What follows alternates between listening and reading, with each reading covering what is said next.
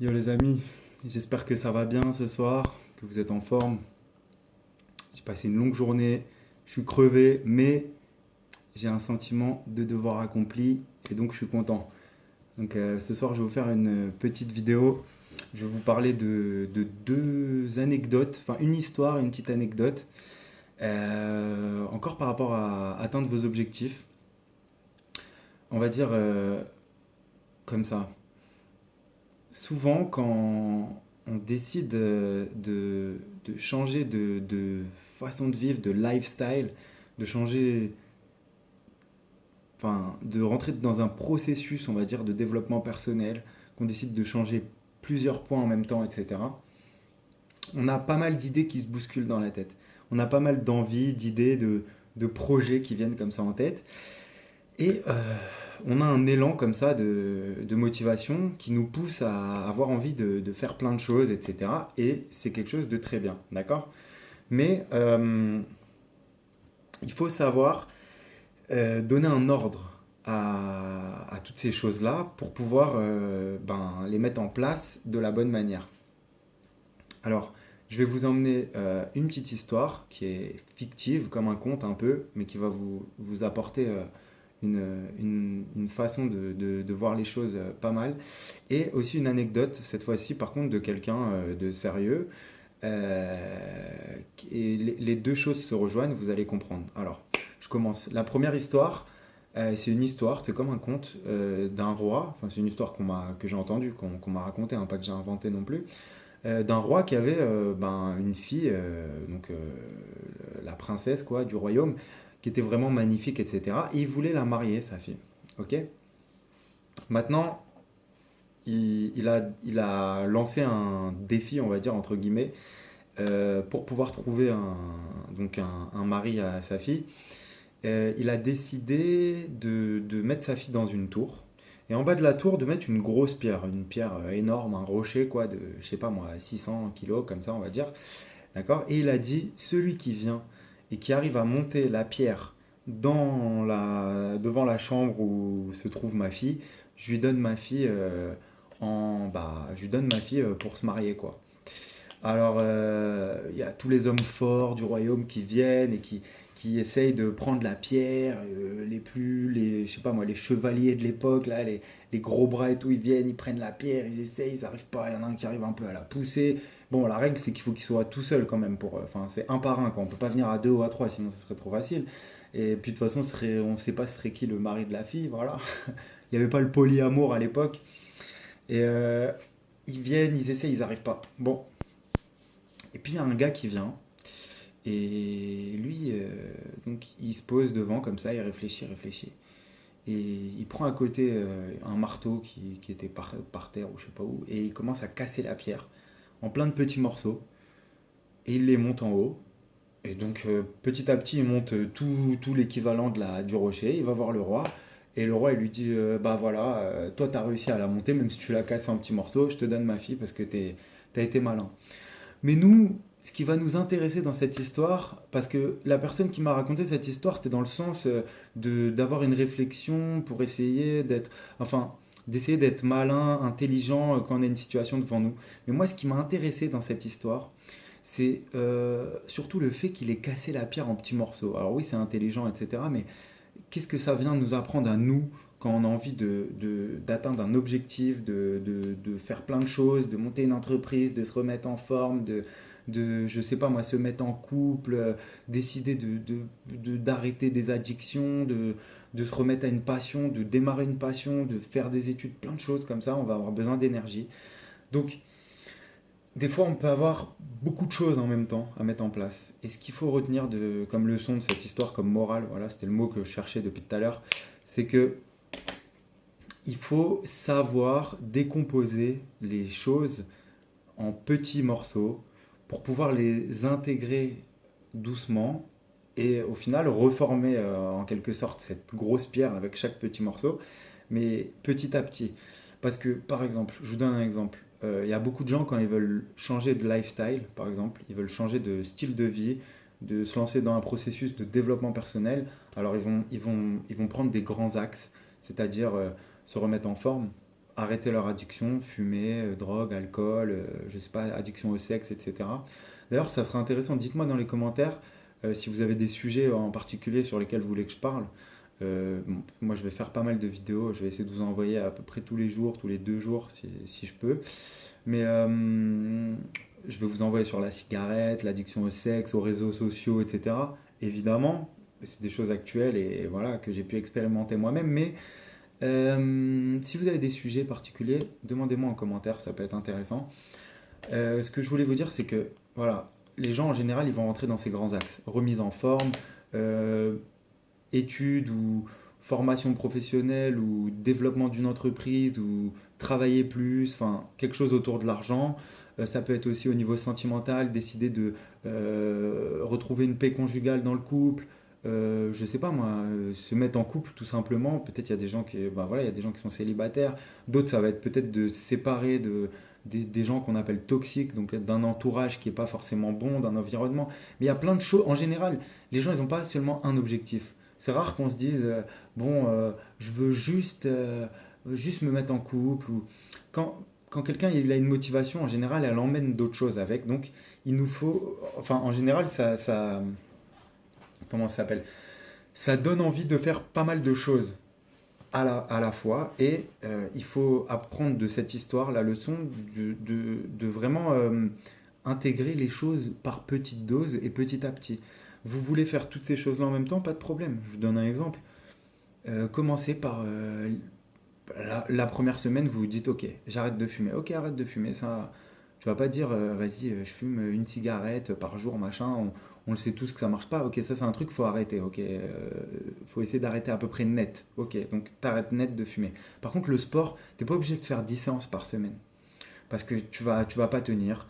Tu vas être là, tu vas être crevé, tu vas te faire des courbatures. Dès le premier jour, tu vas faire une séance de 2 heures, tu vas te faire mal au dos, tu vas avoir des courbatures, tu vas pas refaire de sport pendant 2 semaines et tout. Fais 20 minutes de sport le premier jour et donne-toi comme objectif que le lundi tu fais 20 minutes et peut-être le jeudi tu referas 20 minutes. Et commence comme ça. Et peu à peu, au bout de 6 mois, 8 mois, 1 an, 3 mois, je sais pas, en fonction de ta condition physique, de comment tu te sens, c'est personnel.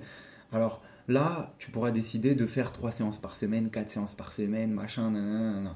L'alimentation, tu manges n'importe quoi, tu décides de te remettre à manger bien, etc. Tu as envie d'avoir plus d'énergie, d'être plus en forme. Super, magnifique. Commence doucement. T'es pas obligé du jour au lendemain de te mettre un régime de bodybuilder, voilà, à fond, ça y est, plus aucune graisse. Moi, je l'ai fait ça une fois. Moi, à une époque, j'ai repris le sport à fond. Je me rappelle avec un copain, parce que pendant une période, on faisait plus de sport. On a dit, viens, on se remet à fond. On a refait l'alimentation à fond. Et pendant 2 semaines, on a enlevé le gras, le sucre de tout ce qu'on mangeait, quasiment, quoi, à quelques grammes près, à droite, à gauche. On se sentait déprimé. On avait des têtes, on était comme ça. Déjà que là, j'ai une sale tête un peu, parce que je sors de 8h30 de boulot quand même. Je suis levé tôt ce matin, mais j'avais la tête 10 fois ce que j'ai là. On était KO, on était mal. C'était pas, notre corps n'était pas adapté à ça. On s'est remis à manger d'une manière bien mieux, avec une nutrition donc saine, mais en se laissant un peu des huiles, par exemple, un petit peu d'huile d'olive à droite à gauche, des poissons un peu gras pour le sucre. Alors on faisait attention, on buvait plus de soda et tout, mais de temps en temps, le matin, dans les flocons d'avoine, on mettait une cuillère de confiture, des petits trucs comme ça. Et on se sentait beaucoup mieux. Et au bout d'un moment, au bout de 6 7 mois, qu'on était à fond, fond, fond dans le sport, on faisait 4 séances de 2 heures de boxe à l'époque par semaine et tout, on avait un régime alimentaire adapté. Et bah, il y a eu des moments, avant les vacances, on a voulu se faire, entre guillemets, des sèches, c'est-à-dire vraiment euh, perdre les résidus de gras qui restaient, les petits résidus et tout. Et ben, on s'est mis des semaines entières sans gras, sans sucre quasiment et tout, mais vraiment comme on avait fait au début, et ben on se sentait bien de le faire parce que notre corps il avait enfin, il était, on va dire, prêt à le faire. Donc il faut faire les choses petit à petit au début, par petites doses. Euh, tu peux pas lancer 10 000 projets, 10 000 choses en même temps, tous les faire à fond, parce que on a un corps quand même c'est pas une barrière. D'un côté, c'est une aide, mais je veux dire, il faut une certaine énergie, il faut avoir de l'habitude de faire les choses. Il faut, c'est comme dans tout dans la vie, quoi. Le gars qui est médecin, il veut être médecin, c'est super, mais il lui faut 7 ans d'études avant. Il faut que 7 ans, tous les jours, un petit peu, un petit peu, un petit peu. Et au bout, après, il devient médecin. Le gars qui veut être sportif de haut niveau, pilote de Formule 1, au début, il va commencer par le vélo, après le karting, après il va avoir une voiture, il va piloter un peu sur les circuits, etc. Mais si tu lui donnes une Formule 1 dès le début, alors ouais, c'est cool, il va être content, mais le gars, il va se prendre un mur, voilà, ça y est, c'est fini l'histoire. Donc, pour pas rentrer dans le mur, faire les choses petit à petit. Deuxième anecdote, et cette fois-ci, je vais vous ramener quelqu'un, enfin, c'est par rapport à quelqu'un d'un peu plus connu. Alors, le rappeur Tupac, d'accord, il faut savoir que sa mère, c'était une membre de ce qu'on appelait dans les années 60 les Black Panthers.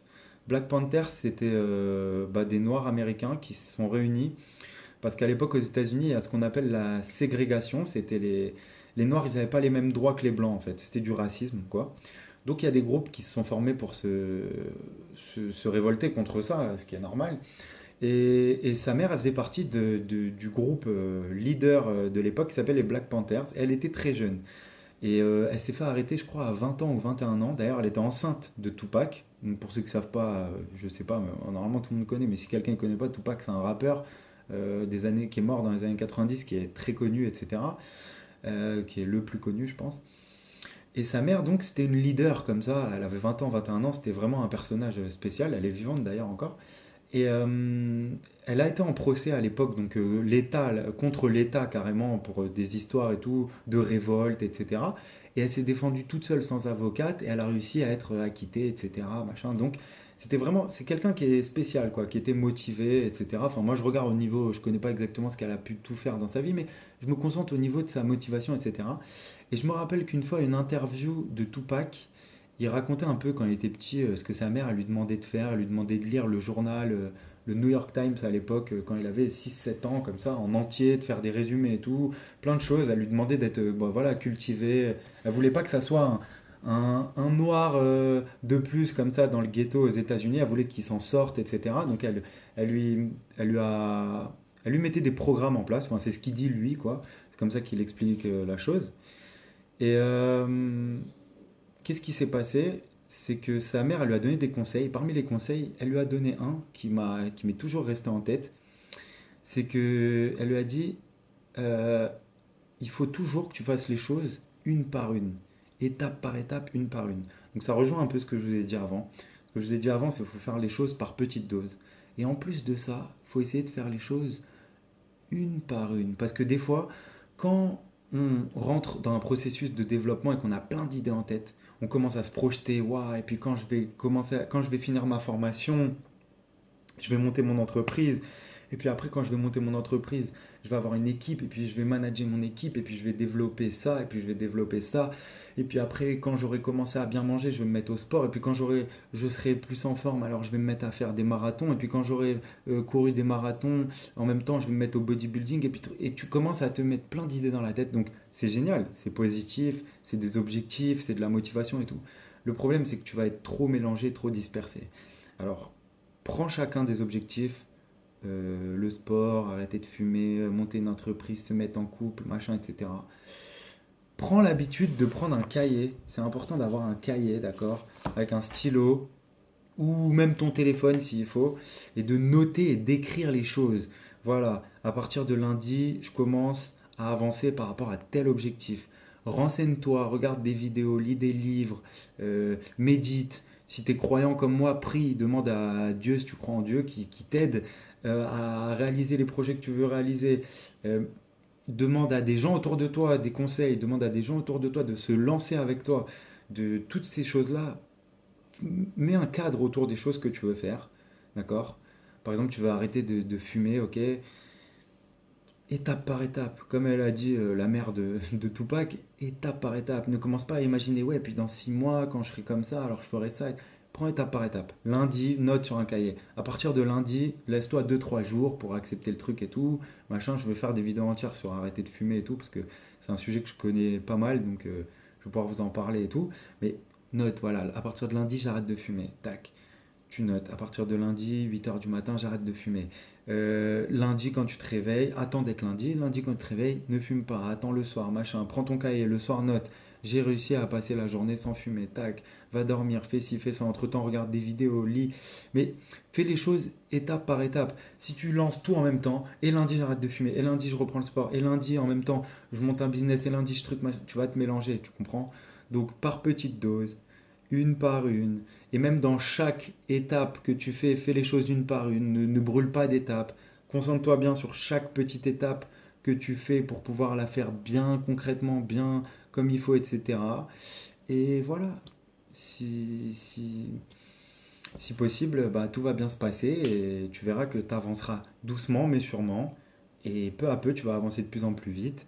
Et en plus de ça, le fait de faire les choses bien comme il faut, étape par étape, tu vas te rendre compte encore mieux que tu es en train d'avancer. Parce que si tu mélanges tout, bah, tu vas pas avoir la possibilité et le temps d'avoir le recul sur ce que tu es en train de mettre en place et de t'en rendre compte vraiment que bah, ça y est, tu as réussi à passer une journée sans fumer. Aujourd'hui, tu as fait ta séance de sport. Aujourd'hui, tu as été faire tes démarches pour monter ton entreprise, etc. Si tu fais tout en même temps, machin, et que tu te mélanges et tu cours et tu trucs, tu vas être là, et puis tu vas louper des éléments. Et tu verras que sur le long terme, tu as certains de tes objectifs qui vont ils vont te demander d'être vraiment précis, d'avoir une mise en place et des bases solides pour que ça tienne. Par exemple, un business, tu peux pas te permettre de faire ça vite fait, machin, à la va-vite. Alors oui, il faut un petit coup de folie des fois pour pouvoir se lancer, etc. Il faut, comme on dit, voilà, avoir des forces, etc.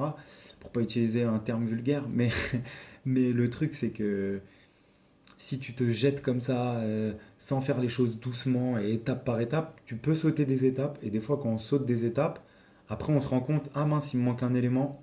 Ah, il est derrière moi cet élément. Comment je vais faire? Je suis bloqué, il me manque une clé, j'arrive devant une porte, je ne peux pas l'ouvrir, etc., etc. Donc, no stress, bats-toi pour réaliser tes objectifs, mais par petite dose et étape par étape. Pouce bleu, commentaire, ça me fera plaisir. Abonnez-vous à ma chaîne si vous voulez recevoir bah, tous les 2-3 jours des nouvelles vidéos, si ça vous a plu.